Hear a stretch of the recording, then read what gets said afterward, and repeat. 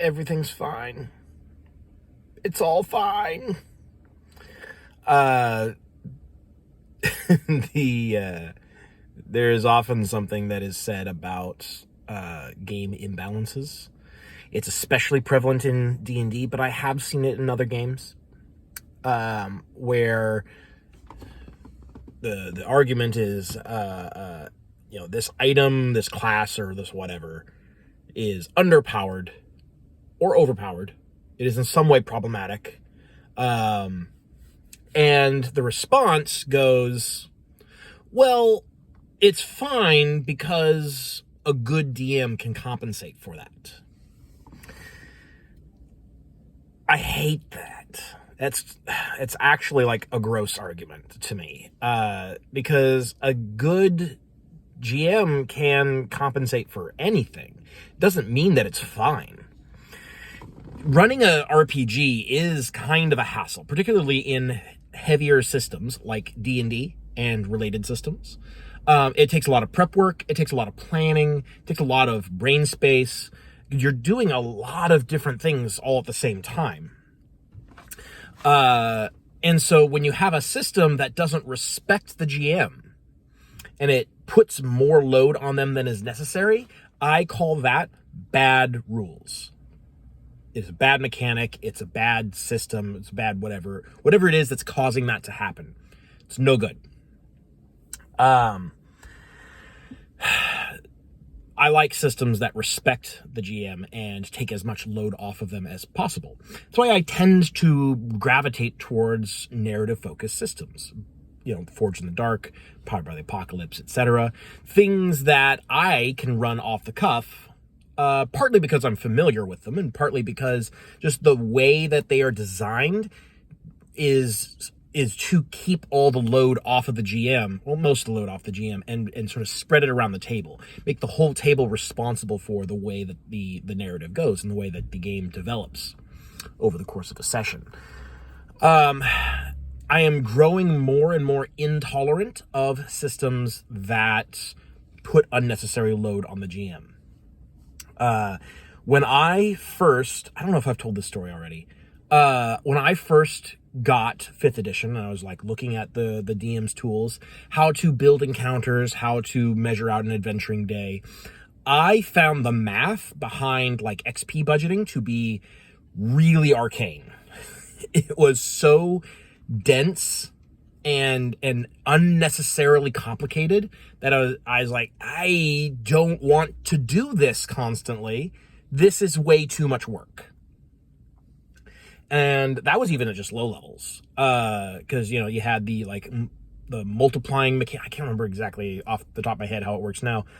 You take like the XP values of the monsters multiplied by certain values, depending on how many copies of that monster you have in the encounter. And then you had to sort of ration out XP over the course of an adventuring day, according to these tables. It's such a mess. It's such a freaking mess. So there's that, and that is before you even get into the fact that 5th edition kind of requires the DM to make ad hoc rulings on spells and other feature interactions almost constantly. I can't tell you how many times a rules question has come up in the various social medias that I'm on, and the only real answer is ask your DM. Because 4 times out of 5, that is the only answer in 5th edition. Go ask your DM. They have to make a call on that. They have to make a ruling. And then hopefully they remember it. And that's just another layer of unwritten rules that the DM has had to decide in addition to everything else that they are doing to run the game.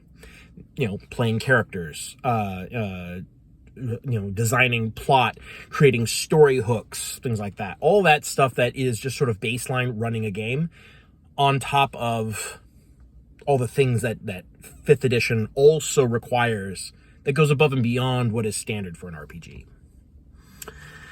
I want a system that respects the GM, and that is what I'm trying to do when I write Legends and Lore. I want a system that is as easy to run as possible. I want a system that sort of spreads out responsibility for knowing the rules and generating the in this specific case for also generating the campaign itself, but mainly rules knowledge needs to be spread out.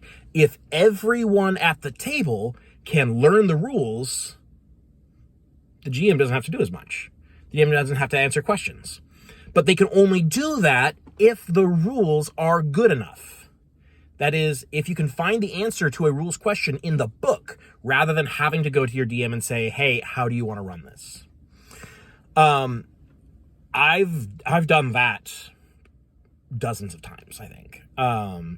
The DM who runs my 5th edition campaign, I think near the beginning of the campaign, it was multiple times a week. I was like, how do you want to run this? How do you run this? How do you want to handle this? I've read these things about these spells. How do you want to handle that? These feat interactions. How do you handle this? What do we expect for, these things going forward? And all these things fundamentally change expectations for the campaign, and they change the way that I, as a player, approach the way that my character is going to interact with the world. That's just a lot of load. That's way too much load. I wouldn't tolerate it. In fact, I don't tolerate it. That's why I don't run 5th edition games. But this idea that a good DM can compensate for bad rules and that makes the rules not bad, that's crazy to me. That's kind of an insane position if you think about it. Because a really good DM, a really skilled DM can handle basically anything. I've seen some really skilled DMs that kind of, they're really good at rolling with the punches. They don't really get fazed by bad rules, and they can kind of make anything work. You shouldn't need a masterclass DM to make your game work. Your game, if a game is good, it should work with a normal person DMing it. And most normal people don't really qualify as a really good DM. So the imbalances between spellcasters and non-spellcasters, I've seen, the number of Reddit threads that I've seen in the last week that talk about how, like, they have a martial character who is getting really bored of just attacking every turn. What can we do to fix this? And most of the time, it's, give them, like, a magic item that gives them access to maneuvers. Rather than just making maneuvers part of baseline, give them a magic item that does that. Because that's kind of the only thing you can do in the system without a lot of homebrew. That's a lot of extra work on the DM to have to come up with this content for their players. And some people will say, well, a really good DM can compensate for that and set up the martial character to feel like they have important decisions to make on each turn. It shouldn't take a really good DM to do what the basic game should do. This should be baseline. This should be what the game does for everyone. But it doesn't. And people either think that that's a good thing. That's a whole other argument. Or they think that it's not bad enough because good DMs can overcome it. And that's an insane argument. I think that is just crazy. This is going to be a really short video because I don't have a lot else to say on this other than I could not possibly disagree more with that position. I consider myself to be a fairly good DM. I could go through the effort of doing what is necessary to make 5th edition work. I choose not to because why would I subject myself to that? The really good DMs you should appreciate, by the way. If you have a DM who's good enough to make 5th edition better, appreciate that guy because that's pretty rare. It's not very common at all. You need to appreciate them and make sure that they don't get burnt out, to be honest. And maybe find a game that isn't going to burn them out. Maybe. That's more or less all I have to say on this subject. So it's going to be a pretty short video today. Peace.